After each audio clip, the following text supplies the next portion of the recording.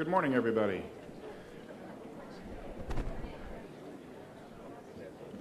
Welcome to Harley-Davidson. Before we begin the program, whenever we have a meeting with so many distinguished guests and really any outside visitors to our building, your priority, or our priority, is your safety, number one. So we'd like to go over a few safety points. In the event of a medical emergency, if you would just please, raise your hand, or if a person around you, raise your hand, get the attention. We have emergency responding individuals here in the building that can respond and take care of that. In the event of a fire alarm, there are 3 exit points to my immediate right. Also back past the catering area, there's another stairwell, and then in this back corner is our 3rd. So there's 3 fire egress routes. You just take the stairs all the way down to the 1st level, and then I ask that everybody gather at the corner of 38th and Highland, where the Highland Park is. In the event of severe weather, which we got a little overcast today, but doesn't look too bad, we do have our tornado shelter areas on the ground level of this building. So you'll just take those 3 stairwells all the way down. General housekeeping. If you haven't already found them, the restrooms are just on the other side of this wood planked wall. So men and women's restroom in the same location. And then our catering is back in the main hallway there with the coffee and pastries. I believe that's it. So again, welcome to Harley-Davidson and have a great morning. Thank you.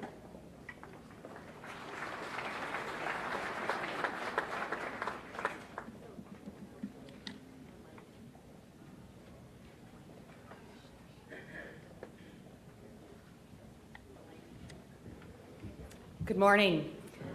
I'm Joanne Bishman. I'm Vice President of Communications at Harley-Davidson and the President of the Harley-Davidson Foundation. And my first job was as a beach attendant at Atwater Beach. Hello, my name is Keith Stanley. I'm the Executive Director of the Near West Side, and my first job was cutting grass in this neighborhood. Good morning, my name's Tim Sheehy. I'm president of the Metropolitan Milwaukee Association of Commerce. My first job was a sticky one. I scraped gum underneath the desks of the high school for the local high school. Thank you. Hi, I'm Sam Leichling. I'm the long-range planning manager with the Department of City Development. My first job was after sophomore year of high school being a research intern. But the summer job I'm most proud of was getting to work with high school students in the first year of Mayor Barrett's Summer Youth Internship Program. Good morning, my name is Sister Edna, and I'm president of St. Anne's Center for Intergenerational Care. My first job was working at a residential facility for young boys with developmental disabilities. I peel potatoes and scrub tomatoes and play ball. Good morning. My name is Cavalier Chevy Johnson. Currently, I serve as alderman for Milwaukee's 2nd District. I had dueling first jobs. My first jobs were picking up soiled towels at the locker room in the YMCA downtown, and also I got the chance to work with Employ Milwaukee, working with young people involved in the Summer Youth Jobs Program as a Earn and Learn participant myself.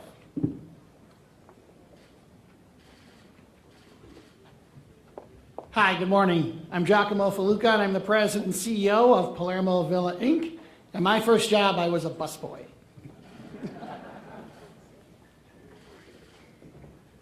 Good morning, I'm Rick Schlesinger. I'm the Chief Operating Officer of the Milwaukee Brewers. My first job was a guardsman for the Village of Bayside.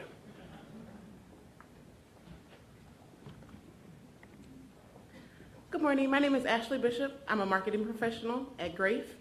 My first job was a fast food worker, and thanks to the mayor's Earn and Learn program, I've been able to sustain my first job after college. Good morning, my name is Jim Harple, Assistant Chief with the Milwaukee Police Department. My first job was a dishwasher at the Century Coffee Shop on 3rd and Wells in downtown Milwaukee. An officer there suggested that I apply for the police aid program, which I did, and now I've been with the police department for more than 31 years.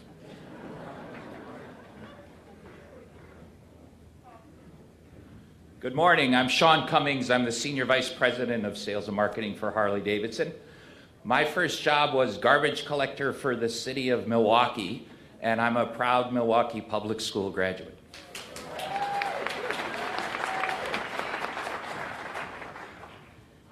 Good morning. I'm Tina Chang, the CEO of SysLogic, and my first job was very cush. I was a hand model in New York's Diamond District for jewelry catalogs.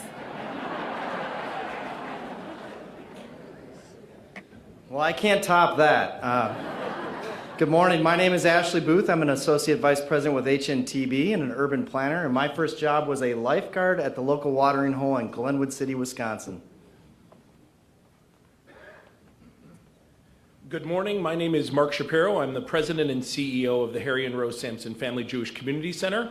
And my first job was as a dishwasher at Fuddruckers, and not a day goes by that I don't use something I learned from there. Good morning, I'm Mary Lou Young. I'm the President and CEO of the United Way of Greater Milwaukee and Waukesha County. My first job was in Paradise, Michigan. I was 14 years old and I served A&W root beer on roller skates. Good morning, I'm Harris Tur. I'm the CEO of the Milwaukee Admirals Hockey Club, and my first job was as a busboy at a local restaurant.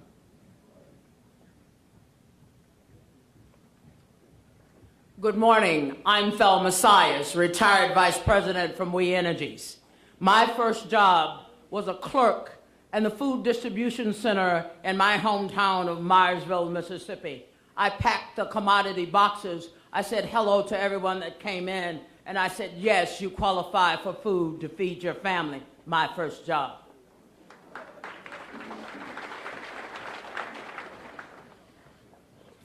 Good morning, I'm Tom Barrett, the mayor of the city of Milwaukee. And one of my first jobs was right here at Harley-Davidson, where I was working on the assembly line, and I learned how not to drop an engine on the factory floor. Not that I ever did that. In high school, I worked as an usher at County Stadium. In fact, I was an usher at the very first ever Milwaukee Brewers game. So it's particularly gratifying to have the Brewers as part of my soon-to-be-announced 2017 Earn and Learn All-Star team, and to have Harley-Davidson as a generous donor to our Earn and Learn Fund. Let's give a round of applause for all those people who gave their first job.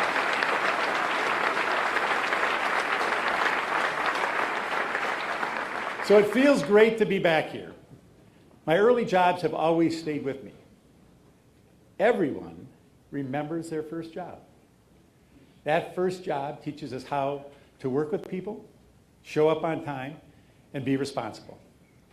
With your help, I am confident that this will be a banner year for our efforts to give Milwaukee teens that positive first work experience through my Earn and Learn program. Milwaukee is a city with 600,000 stories, some tales of triumph and accomplishment, others of loss and sadness. Think of a construction worker on a downtown site earning a good wage and supporting her family, or a student learning skills that will prepare him for a career in Milwaukee's new economy. It's an artist, a family buying a first home, or an entrepreneur starting a business. The state of our city is the sum of all these stories, and together we're defining what's next for Milwaukee. Partners like Harley-Davidson are leading the way. In 1903, William Harley and Arthur Davidson were working out of a shed not far from here when they produced the first Harley-Davidson motorcycle. In 1912, construction began on the headquarters and main factory buildings, which is a complex we are in this morning. Harley-Davidson is a global brand and a hometown anchor with a world-class museum in the Menominee Valley. Now take a look at these motorcycles. They're amazing motorcycles. The Harley-Davidson Foundation is donating this Tri-Glide Ultra and Police Sportster to the Milwaukee Police Department. Thank you, Harley-Davidson, and thank you, Joanne Bishman, for your gracious hospitality and generous donation. Now, I don't want Harley-Davidson to hog all the attention this morning. 2 years ago, Harley-Davidson joined its neighbors Miller Coors, Marquette University, the Potawatomi, and Aurora Healthcare to form the Near West Side Partners. German immigrant Frederick Miller hardly could have imagined Miller Coors when he purchased the Plank Road Brewery in 1855. But 162 years later, the brewery is still here going strong, and the company just announced a $50 million expansion for its 10th and Galena Leinenkugel plant. That's great news. Both Marquette University and Aurora Sinai Hospital have been on the west side for more than a century.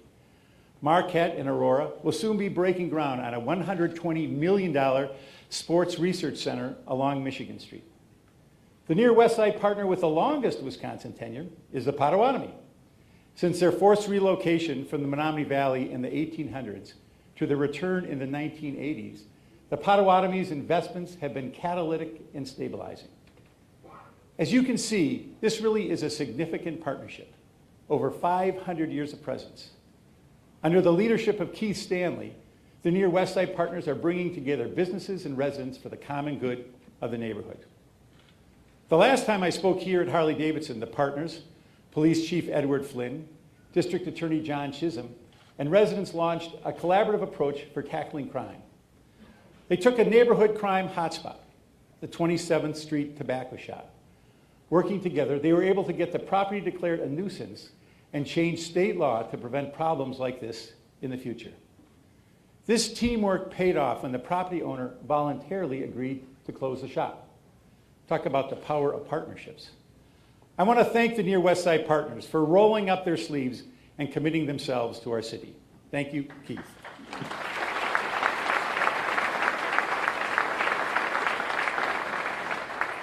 Now here's something you probably don't know. In 2015, the Wisconsin Department of Revenue calculated that the amount of state revenue generated in Milwaukee from Milwaukee exceeded the amount of state aid paid to the city, county, and Milwaukee public schools by more than $460 million. I call that the Milwaukee dividend. This means the city is getting back 66% of what we send to Madison. So if anyone tells you Milwaukee is a drain on the state, please correct them immediately. Please correct them immediately. And the Milwaukee dividend is even more remarkable given the fact that the city is home to 72% of the region's poor, which is the second highest concentration in any major metro area in the country.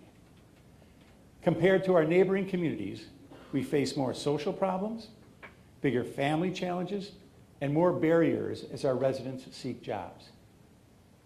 Of course, the Milwaukee dividend didn't happen overnight. It took years of strategic investments and a shared core belief in Milwaukee. Schlitz Park, the Riverwalk, the rebirth of the Menominee Valley, the brewery development at the old PAP site, the redevelopment of the Park East, including Manpower, could all have been dismissed as pipe dreams. Thankfully, they were not. And as you saw in yesterday's newspaper, and as you see anytime you are in the city, the heart of Milwaukee is thriving. $3.4 billion in investments have been completed since 2005. Another $1.7 billion in investments are under construction. HSA Bank, the Hammes Company, Bader Rudder, and Plunkett Racich Architects have all chosen to call Milwaukee home. Direct Supply has opened a new technology center on the MSOE campus and is expanding its headquarters on the northwest side. BMO Harris is building a new office tower and constructing a new branch in Sherman Park. Zurn has opened its headquarters at the Reed Street Yards on the near south side. And Talgo is returning to Century City. That's great news.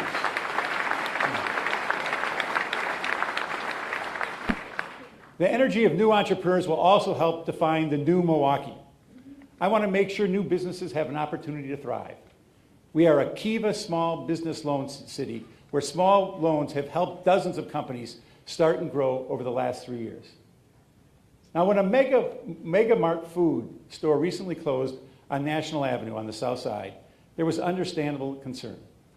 But Milwaukee reinvents itself, and entrepreneur Jalem Getz stepped forward.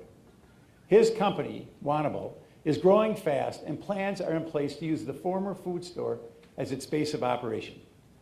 But it's more than just businesses. Since the beginning of 2016, 2,200 housing units have been completed or are under construction downtown. Since 2004, 16,000 housing units have been built citywide. Our appeal is easy to see. We are home to diverse and thriving neighborhoods, entertainment districts, world-class universities, major league sports, and major league art and theater venues. And yes, we have the workforce for the companies moving in and for private developers who want to train and employ many of our most disadvantaged residents. And here's more evidence of the positive vibe in the new Milwaukee. Construction job growth climbed 9.3% in the city between the first quarters of 2015 and 2016. This growth far outpaced state and national construction job growth in the same period. That shows you we're growing. Across all sectors, Milwaukee's overall job growth and employment trends are positive. As of last year, the number of Milwaukee residents working is at its highest level since 1998. The unemployment rate fell from 13% in February 2010 to 5.1% in November 2016. That's great news. And when it comes to connecting people with family-supporting jobs, the city of Milwaukee is stepping up. I have made it a priority that our local workforce agency, Employ Milwaukee, establishes and builds connections with employers, our education and training institutions as well. And community-based organizations are also involved to get more people to work. Just this past year, hundreds of workers, including many right here at Harley-Davidson, have received specialized training and earned employment through my mayor's manufacturing partner. And this year, our Compete Milwaukee program will help individuals overcome barriers to employment and will place 70 individuals in jobs with the city. 20 of these placements will be for young people joining the Police Ambassador program so that young people can understand the police department and the police department can understand our young people. Starting next month, the new Milwaukee Tech Force Training Center will become home to intensive training to help individuals move into family-supporting IT tech jobs. Now, isn't it great to see the arena taking shape? I like to see that crane. The crane is a mayor's favorite bird. Just remember that. As well as the Bucks training facility. As you're passing by, you're going to see Milwaukee workers. They're getting a paycheck. And 25 years from now, they'll be telling their grandkids they built the home of the Milwaukee Bucks. Our resident workers on the new Northwestern Mutual Towers will be telling the same story to their grandchildren.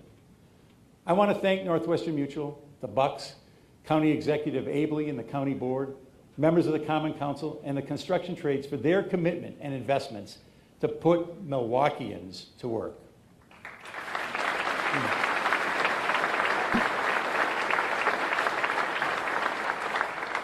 Now, right alongside the arena, we envision a streetcar. There's been a little controversy, but it's coming. And the streetcar is on track. Construction starts this spring. Soon, you'll see workers laying steel tracks in streets. This means jobs, a new transportation option, and a powerful magnet for development, employers, and new residents. I'm proud to say that under Milwaukee's Residents Preference Program, at least 40% of the streetcar construction workers will be Milwaukee residents. In fact, we may be the first streetcar project in the nation to use residents' preference for construction.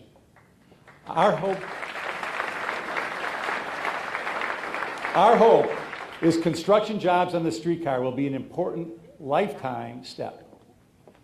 With more Milwaukeeans working, more businesses moving here, and existing businesses expanding, it's clear that our great city is a strong economic engine for the region and for the state. Another indicator of the city's economic strength comes from the Wisconsin Department of Tourism, which recently reported that Milwaukee leads the state in tourism economic impact with nearly $1.9 billion in direct visitor spending and $3.3 billion in total tourism-related business sales. To keep pace, the number of downtown hotel rooms has exploded by 44% since 2008, with hundreds more expected.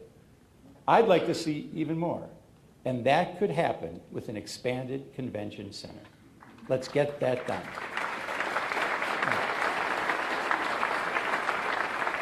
Developers, investors, and business owners have all bet on Milwaukee, which is fantastic and gratifying. Our population has grown and stabilized because our residents, long-timers and newcomers, young and old, love our city. I say all of this because our economic growth and in turn our contribution to Wisconsin's prosperity took a lot of hard work by a lot of partners, proving that by working collaboratively, we can accomplish great things. Just as we work together to build our new Milwaukee, we have to work together to convince the state that it's time to reinvest the Milwaukee dividend in Milwaukee. Despite our strong economic progress, we confront persistent challenges on a daily basis. Concentrated poverty, violent crime, aging infrastructure, and the nagging problems tied to the foreclosure crisis. We are all committed to a thriving Milwaukee. And if all Milwaukeeans are to thrive, then we, state and local leaders, must find ways to ensure the state reestablishes the principle of sharing locally generated revenues with local governments. That's the fiscal problem we face. City government and its employees have already stepped up. In the past 8 years, we have reduced the number of city workers, the equivalent of 430 fewer employees, which saves more than $30 million annually. But that's not all. We've changed our approach to employee health care. So our actual health care costs in 2015 were $42 million less than our actual health care costs in 2011. Unfortunately, city government has limited revenue options. And at the same time, we face more headwinds. Despite the fiscal restraints, city departments and the Common Council continue to adapt and focus on meeting our challenges. I'd like to thank the members of the Common Council for their commitment to keeping our fiscal house in order. Please join me in giving them a round of applause.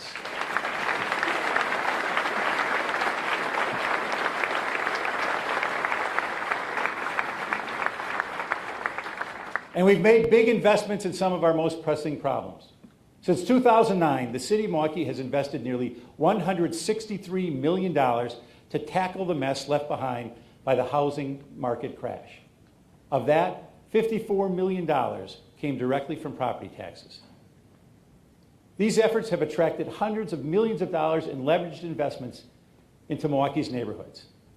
Again, this year, city government has more than 1,000 foreclosed homes in our inventory, homes that I don't want. Foreclosed properties are not healthy for our neighborhoods. They're costly to maintain, they attract trouble, and they're expensive to demolish. We want to get tax foreclosed homes back into circulation. We want families living in these homes. The city has sold more than 500 properties, tax foreclosed homes and businesses, in each of the last 2 years, returning over $60 million in value to the tax roll. And I know our treasurer, Spencer Coggs, likes that. And a majority of the properties sold are now in the hands of owner-occupants. But I'm proud of more than just the sales. As a large property manager, we're putting city residents to work. Milwaukeeans are maintaining, deconstructing, and renovating our properties. And when we partner with homeowners to improve properties, minority-owned contractors are doing a lot of that work. We are helping families put down roots. We're building strength in our neighborhoods, and we're adding value for the entire city. This is possible because new homeowners see their future, and more importantly, their family's future in Milwaukee's neighborhoods. We're also standing up to predatory landlords who neglect their obligations to the city, who undermine our neighborhoods, and who take advantage of individuals who rent from them. These people hide their identities, they game the legal process, and they ignore their basic human obligation to treat people decently. But we're fighting back. We're taking them to court, and we will hold them responsible. Thank you to Preston Cole, Department of Neighborhood Services, and thank you to City Attorney Grant Langley and your team for your aggressive approach. Improving the housing stock in commercial buildings isn't our only challenge in improving the quality of life for our residents. Fighting crime and violence is a task that requires constant attention, resources, and an all-hands-on-deck approach. I can tell you the city is doing its part. Beginning with these past 2 years, for the first time ever in the city's existence, the budget for the Milwaukee Police Department exceeded the city's entire property tax levy. Today, our police department budget is $38 million more than our entire property tax levy. So as you can see, the city and the taxpayers are clearly committed. Even more committed are the men and women who put their lives on the line every day.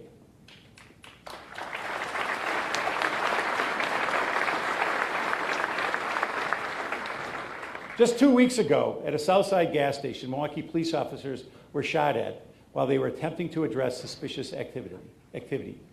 Thankfully, they weren't injured. The incident highlights two very important life and death issues: the danger our men and women in uniform face and the availability of guns. In 2016, Milwaukee police took 2,419 guns off our streets. That's the third year in a row that more than 2,000 firearms were recovered by Milwaukee police. Officers Chad Boyd and Anthony Maloney, as well as many of their colleagues, have played active roles in getting crime guns off our streets. Thank you, gentlemen, for your service. Would you please stand? Let's give them a round of applause. Thank you for your service.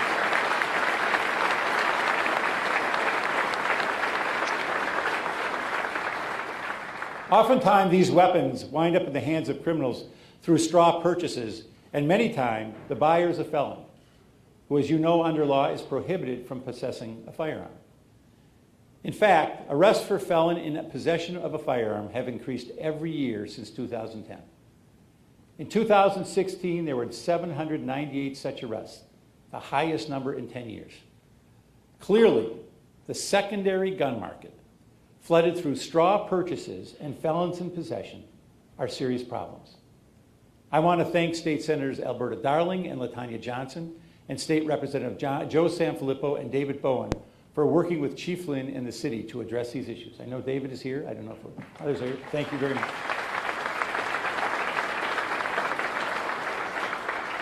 Now here's another challenge. In January of this year, 24 juveniles, 16 years or younger, were charged with operating a vehicle without the owner's possession. Car theft. 83% of them had prior arrests dating back to 2014 for the same offense. 4 of the individuals were arrested twice during the same month. The issue of repeat offenders is unacceptable. Having our officers consistently arrest repeat offenders means 3 things. It means our officers are doing their job. It means arrests are having less of an impact on deterring unlawful behavior. And it means we're spending millions of dollars to keep our neighborhoods safe, only to see the same offenders back on the street reoffending. Imagine how you would feel if your car were stolen and you later learned that the perpetrator was arrested for the same offense a month earlier. I believe we are doing young offenders no favors by having them cycle in and out of the criminal justice system. We are doing taxpayers no favors. And most importantly, we are doing crime victims no favors. We have to find a way together, all of us, to deter this behavior. There has to be real consequences that have an impact on deterring future unlawful behavior. It's hard, but we have to do it. I'm not trying to attack anybody, but we all have to do this. We must protect citizens from being victimized by individuals who are unafraid of being arrested for a second or third time. My staff in the Milwaukee Police Department are tracking juvenile offender cases so we can make better informed policy decisions. A preliminary review reinforces our belief that a small number of offenders account for a large percentage of total juvenile crime. And our Office of Violence Prevention has initiated a pilot program offering intensive care management for youth identified as either at-risk, repeat offenders, or prolific involvement in serious crime. And this month, Milwaukee County and the Milwaukee Police Department will begin sharing real-time GPS locations of juvenile offenders. Preventing crime in the first place is key to the safety of our residents and the stability of our neighborhoods. That's why I directed the Office of Violence Prevention to develop and implement a citywide, community-driven violence prevention plan. I want to thank Common Council President Ashante Hamilton for his support in launching this effort and his participation on the steering committee. Thank you, Mr. President.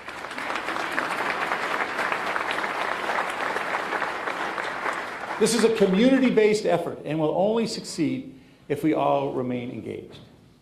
I also want to thank Chief Judge Maxine White and District Attorney John Chisholm for your involvement in this as well. Thank you, sir.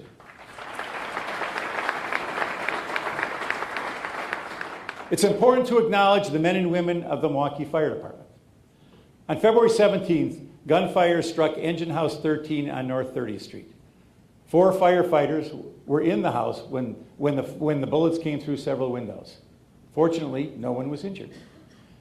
The incident was horrible and terrifying and should be a sobering reminder to everyone that the men and women who save lives often find themselves in unpredictable and volatile situations. Last year, there were 535 non-fatal shootings. So more than 500 times, Milwaukee firefighters, paramedics arrived on scenes to tend to wounded and to save lives. Milwaukee firefighter Michael Volz, who was in the engine house when shots were fired, is here with us this morning. On behalf of the citizens of Milwaukee, I want to thank you and the brave individuals who serve our fire department. Michael, would you please stand?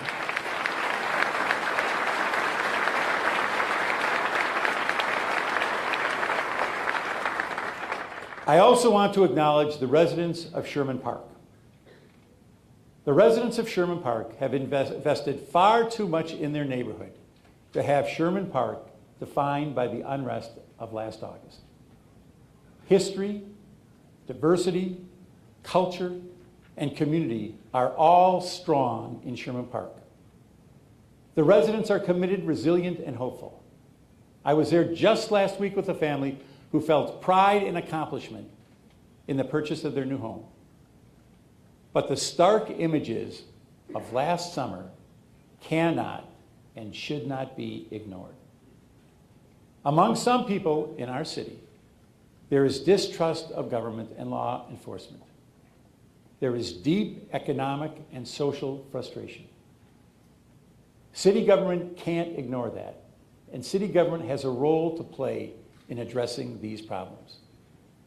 Let me be clear, there is never any justification for violence or destruction. At the same time, we can't be dismissive of the real concerns that exist among people in our community. There are people who are hurting, and we have to acknowledge that. The police department is actively engaged in improving community relations, and we're working hard to make sure community stakeholders are included in safety, housing, and employment initiatives. I especially want to thank the pastors, congregations, and members of the Milwaukee Police Department's chaplaincy program. Dozens of times in the past year, chaplains have stepped up. Perhaps most significantly, they were there in Sherman Park, bridging tense disagreements, calming dangerous situations, and staying involved for days and weeks as the neighborhood worked to recover. I'm grateful for partners like BMO Harris Bank, who see a future in Sherman Park. Its recent announcement about the investment it will be making in Sherman Park is a testament to the bank's commitment to Milwaukee and to the strength and resiliency of our great Sherman Park neighborhood. Judd Snyder of BMO Harris led this charge. Thank you, Judd, for your ongoing support for the city of Milwaukee. We appreciate it.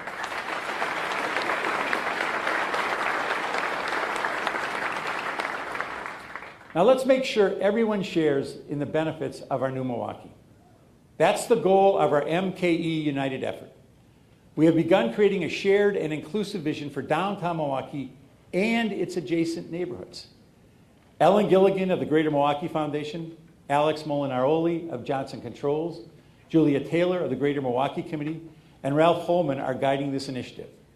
And with their leadership, I am confident we will develop a plan that results in equitable growth where everyone shares in Milwaukee's economic progress. Milwaukee is a city of contrasts. We are home to some of the state's wealthiest people and the largest concentration of the state's poorest residents. With that comes great responsibility. Our health disparities are significant, and we are challenged daily with addressing them. Just weeks ago, we announced the expansion of the Trauma Response Initiative. Our goal is to provide the same attention to emotional wounds as we do to physical wounds, to support healing and break the cycle of violence. I want to thank Alderwoman Coggs for her leadership on this issue. In our work to reduce domestic violence and sexual assault, we continue to lead coordinated and collaborative efforts. One of our partners, Aurora Healthcare, is developing a rape crisis center. This is a major investment for survivors of sexual assault. In our continued work to break the cycle of domestic violence, we're supporting a safe exchange and visitation center for children going from one parent to another, the only center of its kind in our area. It is an essential part of the work to prevent children from witnessing abuse. I am proud that Milwaukee's teen birth rate has dropped 65% since we established a community-wide effort around this issue. That's good news.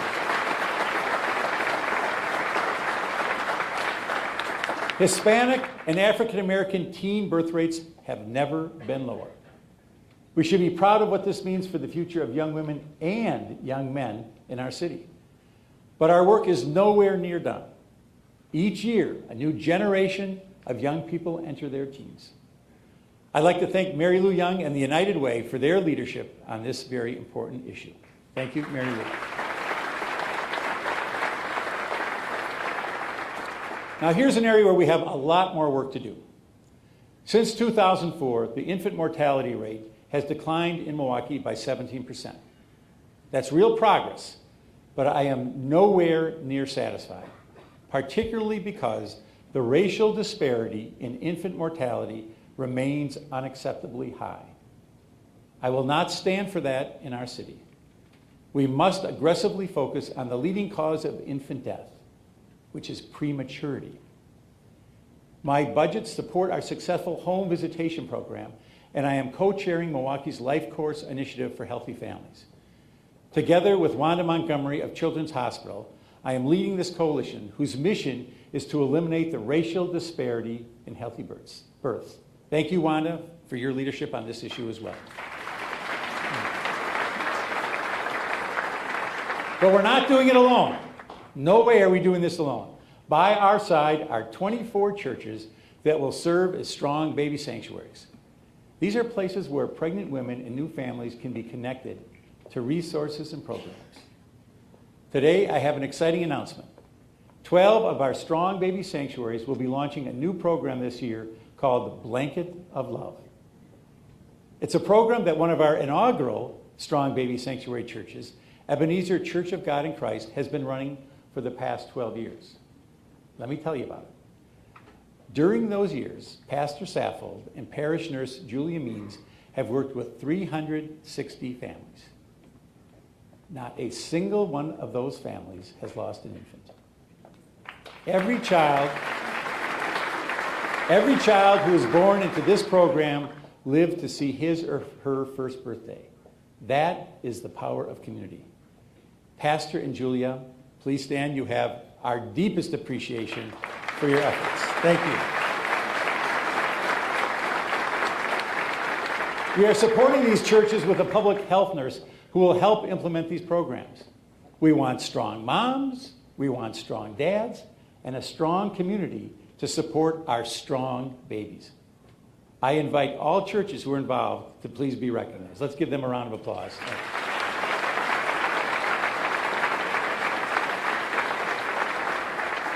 Our commitment to decreasing children's exposure to lead is stronger than it's ever been. Lead poisoning in Milwaukee is declining. We're making progress and will accomplish even more. We're raising awareness, and I'm confident our progress will continue. With all the efforts being made to improve outcomes in schools, we want to make sure kids are in a good position to learn, and the health community is stepping up. Together with the Milwaukee Public Schools, we have brought on board our top-notch local nursing schools to place nursing students in dozens of our highest need schools. One of our founding partners, Dean Kelly Dries of Cardinal Stritch, is here this morning with 6 of her students. Welcome, Dean Dries, and thank you for all the work you have done to launch this important program. We appreciate it. Through Milwaukee Succeeds, we are scaling up an approach that works in getting more kids reading at grade level, creating a foundation for long-term academic success. This year, Milwaukee Succeeds will expand its programs to more schools with the goal of ensuring every child in every school will be set on a path to academic success. Now, I've said it before and I'll say it again. I love libraries. They are places to read, learn, and connect with our neighbors, to find resources that enhance early literacy. They assist with schoolwork, provide job training, and much more. Today, I'm announcing a new partnership between the Milwaukee Public Library and Milwaukee Public Schools. Library Now will expand the library's reach by providing complete free digital access to all of the library's online resources to every student in the district. Library Now will strengthen the connection between literary resources and our city's young residents, which will lead to better performance in school and job readiness. Thank you, Superintendent Driver and Ruth Magley, for your leadership on this new exciting program. And thank you to Paula Kiley as well.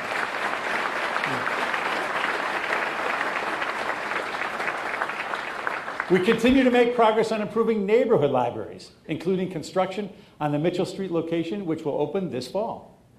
And our plans for the Mill Road Library and Martin Luther King branches are well underway. We should all be proud of our return on investments, and collectively, we must work to ensure those dollars are reinvested in our efforts to improve the lives of all Milwaukeeans. The $460 million Milwaukee dividend is evidence of our economic and cultural strength. In the end, we will all be defined by our successes and by our challenges. We will be defined by how we, a city of immigrants, protect, respect, and provide opportunities to the women, men, and children who come here from all over the world. We welcome immigrants.